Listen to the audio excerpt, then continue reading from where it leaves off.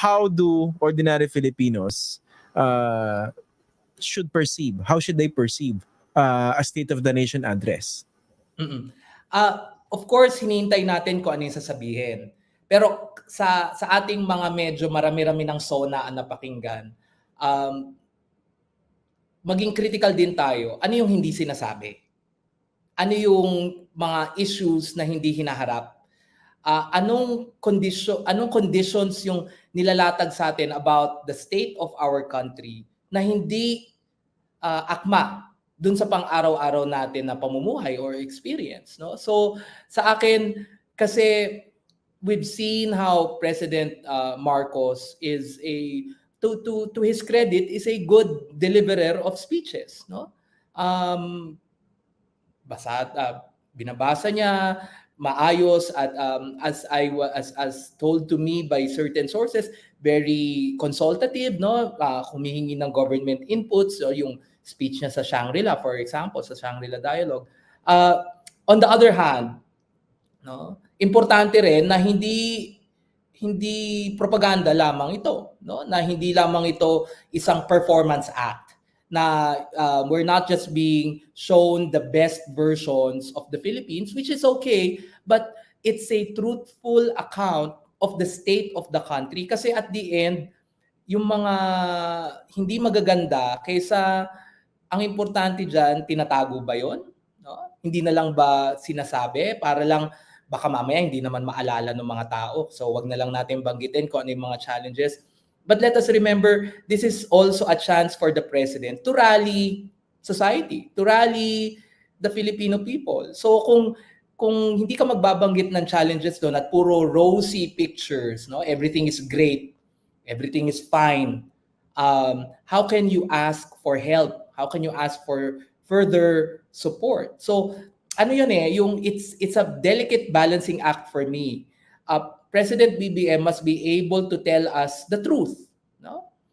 Weird as it may sound, he must tell us the truth kasi this is what we expect from publicly elected officials, and the truth hurts, but the truth will move us forward. Kung ano yung dapat natin harapin, at ang tingin ko, this is a better way than covering things up into nice, beautiful language, pero ang totoong kondisyon malayo sa pinapresenta sa atin. Ikaw, Prof. Aris, what would you like to hear or see sa Monday? Ako, unang-una, I hope hindi siya magmukhang parang Oscars or Met Gala. Kasi sa totoo lang, umay na, no? Ano na siya, yung gas-gas, no? But I won't be surprised if it will look like that. Gastusan mo ng 20 million, di ba? I mean, on the other hand, I do hope that there will be really a truthful telling of the actual state of the country. Kasi nga, kailangan i-square yung circle. We're hearing news about the promise of the Philippines. Pag nasa abroad si President Marcos, but can you recall may mga global surveys, parati tayong kulelat tayo sa education, yung work-life balance, kulelat, Manila is the worst places to live, most dangerous places for tourists. I mean, how can you reconcile this with the bagong Pilipinas, with the rosy pictures that the government want to? I'm not saying na ang dapat sabihin lamang yung mga masasama, no? Sa akin, balansehin. Ano yung mga aspeto na we are doing progress, we are doing good work? Ano yung mga aspeto na challenge tayo, kailangan pa ng work, kailangan ng magkaisa, kailangan ng and I think this is the opportunity for Marcos to also rally yung Kongreso. Kasi yun naman talaga I mean, he is speaking to all of us, but wala naman tayong lahat sa Batasang Pambansa or sa House of Representatives sa Lunes, no? His main audience there are the people's representatives. So lalo na that not even, I think, half of his legislative agenda has seen the light of day. So kumbaga nangangalahati na, nandun na tayo, dapat parating na tayo dun sa maganda at exciting part, no? Kaya lang parang lumalabas, yung exciting part parang politika hindi totoong governance. So, yun yung sana wag mangyari, because if we will all be drowned again by polarizing politics, then walang character development, kumbaga, walang development at all, kasi mukhang politika na naman ang lalabas in the next few years. Yun nga, and whether we like it or not, a big part of the narrative will have to cover, for instance, the vice president's absence. Medyo weird nga yung sabi ng vice president, siya lang daw yung vice president na parang ina-expect na umattend or something. Vice president ka, tsaka kakampi mo yun, no? Yeah, pero anong basa mo ron, Prof. Aris? The fact that the vice president, kahit ganung sila during the campaign, dikit na dikit, supposedly, bigla magsasabi ngayon, no, I won't attend. Tapos magjo-joke ng designated survivor. Tapos nung tinanong siya about it to clarify, kung hindi raw naintindihan, mahirap talaga maintindihan yung sinasabi niya, di ba? I mean, I don't think any of that made sense, no? Pero ikaw, anong basa mo ron?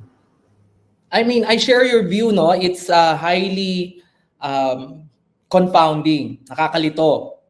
At this is not what we were offered, no? Nung tumakbo sila sa mga posisyon na to. So, parang nakikita natin yung, I'm sorry to say, nakikita natin yung tunay na kulay, no? Because I don't know if these politicians show these colors that they're showing us, will they be able to capture some votes, no? Although syempre you can get votes beyond simply, on a lot of things, no? Pag magbudots ka, may boto yan sigurado.